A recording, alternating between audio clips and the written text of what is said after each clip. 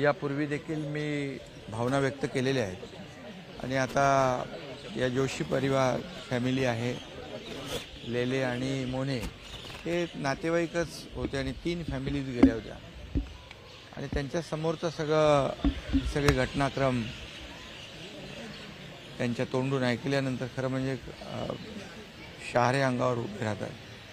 त्यांच्या समोरच त्यांच्या घरातले कर्ते 3 पुरुष त्यांनी गमावले। ही मोठी दुःखद घटना आहे आणि दुर्दैवी घटना आहे आणि म्हणून त्यांचं जे काही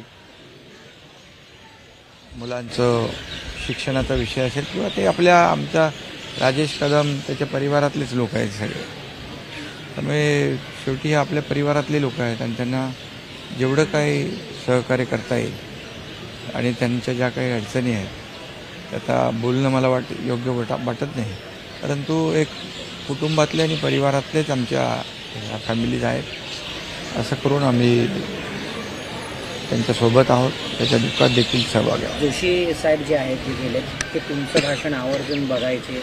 हे पण ते मला सांगत होते। आता काय सांगायचे त्यांच्या पत्नी आणि त्यांचे परिवार सांगत होता की ते फार म्हणजे फॉलो करायचे आणि माझ्याबद्दल त्यांना फार एक आपुलकी होती आणि त्यामुळे मी मगाशी म्हणालो त्याप्रमाणेच की हे आमच्या परिवारातलेच आहेत सगळेजण आणि त्यांना पुढे भविष्यामध्ये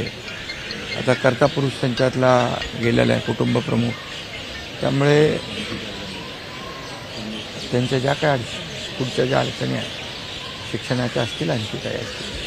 खासदारांच्या टीमने तात्पर्य आणि तिकडे काम दाखवलं आणि जी मदत झाली त्याबद्दल काय सांगाल? त्यांनी त्याच्याबद्दल देखील सांगितलं की खासदारांची टीम देखील ज्या दिवशी घटना झाली त्या दिवशी संध्याकाळी तिथे पोचले आणि मी दुसऱ्या दिवशी गेलो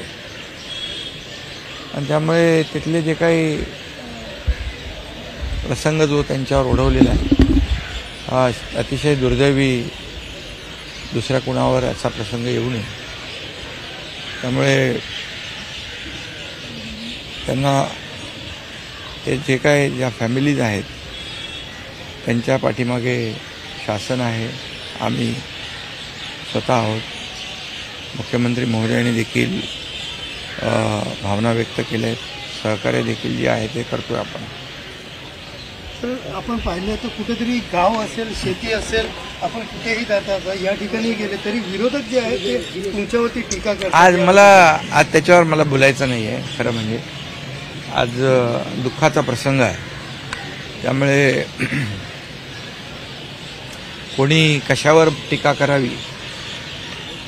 हा ज्याचा त्याचा विषय आहे।